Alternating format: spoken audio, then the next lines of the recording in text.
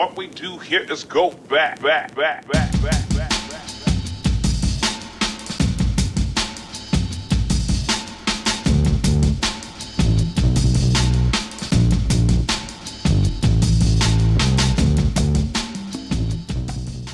Hello friends and welcome to my new video. Well, the year is almost over and the year passed so fast. I mean, it's unbelievable actually.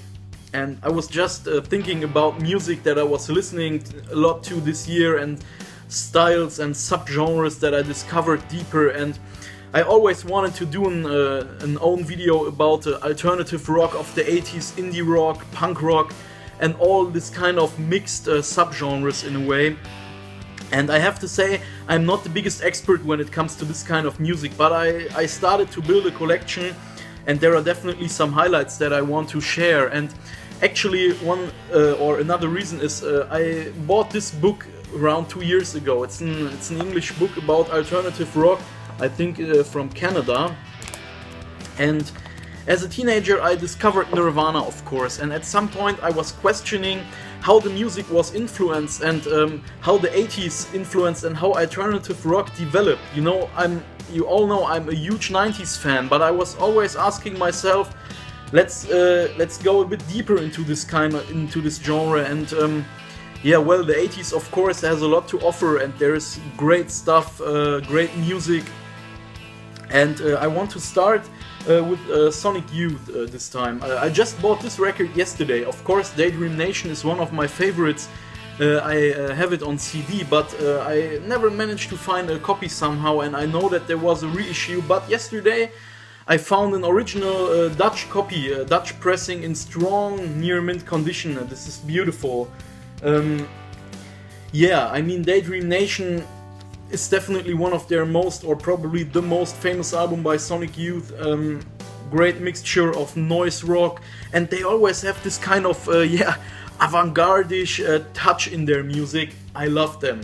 Collecting the Sonic Youth albums became an obsession more or less, and such a great band, and they are really important to me. Well, the next one is also one of the records I played to death this year. It's Butthole Surfers. Of course, their most famous cover art. I discovered this album through the Classic Album Sundays made by Colleen Murphy. They shared a very interesting story on the Dust and Grooves Facebook page, and I always had this cover art in mind, but I never listened to the record. So earlier this year I discovered it, and I mean, Human Cannonball of course is the big hit, but when you put the needle on and you have this dialogue between the father and the son, if you know this record, you know what I'm talking about. But please take a listen, it's iconic, really. It's so cool. Satan, Satan, Satan. Up next, Husker Du, Candy Apple Grey.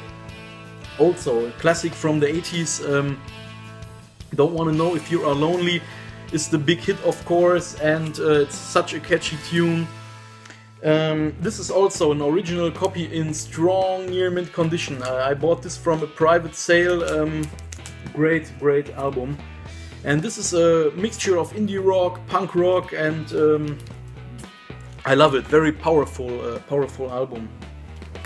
I found this one a few weeks ago here in my town in the record store. I had this on my want list for quite some time. Of course, the self-titled Stone Roses, released in 1989, classic British alternative rock. I think the band is from Manchester, if I remember it right.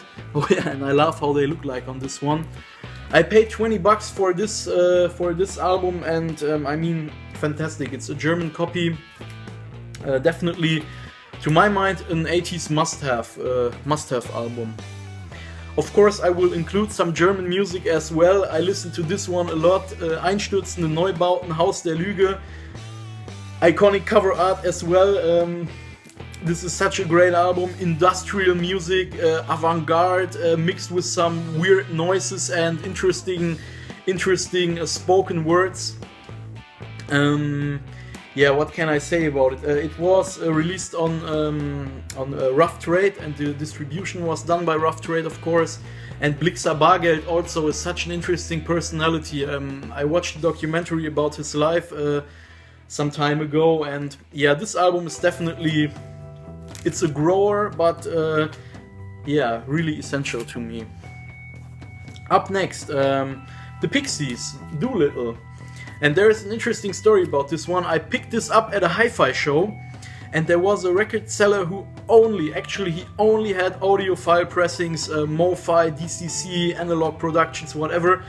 But he had one crate with alternative rock, and it felt like, yeah, he didn't know much about price politics and stuff like that. So this is an original copy, and I paid $10 for this one. Actually, it was unbelievable. I also found an original copy for $8 of Surfer Rosa, and I couldn't leave it. I mean, I have the MoFi copy already, but an original UK copy of Surfer Rosa for $8 in near mint condition, I'm always in. And I compared them, and I have to say, of course, the MoFi copy sounds stunning, but the original copy, I mean, it's fantastic as well. Also released on the 4AD label, and this is probably my favorite Pixies album. Of course, Where Is My Mind, the famous track, I always have to think of Fight Club, the last scene where all the buildings blow up. Yeah, I mean, iconic, classic album. Pixies, Surfer Rosa. I bought this in the record store when I used to live in Bielefeld. This is the Lemonheads creator. Also an important 80s indie rock band. I got into this one because Chris from the VC recommended this to me, and I just had to get it. It's his favorite album by the Lemonheads, and I didn't listen to all of them, but I have to say it really kicks ass, and it has a great atmosphere, so I like it as well. And a few weeks later, I mean, I just had to get this one. This is also by the Lemonheads, and this is a white label promo of their album Lüge. It came with a promotional sheet made by Rough Trade, giving some information about the album and the upcoming tour in '89. And I mean, items like that, you just have to get them. Beautiful white label. Yeah, I got a great price for this one, so I had to get it. Let's come back to Sonic Youth. This is EVOL. From their SST period. This is also an original UK pressing on Blast First. I paid €21 for this one, also strong near mint condition. And Sonic Youth, I already said it, but this band became so important to me, and I'm really discovering the early stuff at the moment, and yeah, great band.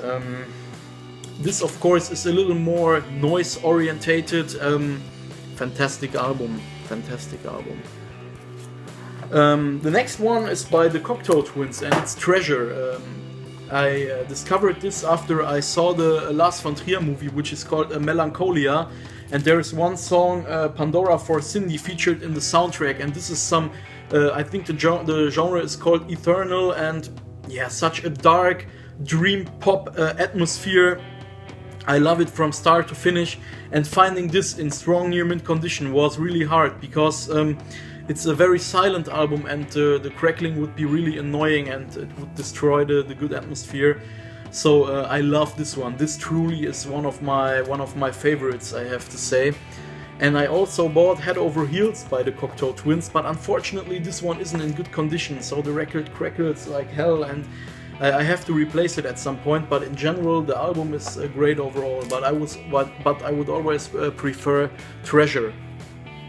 Last but not least, one of my favorite bands from the Seattle scene, from the Seattle era, of course, Haus.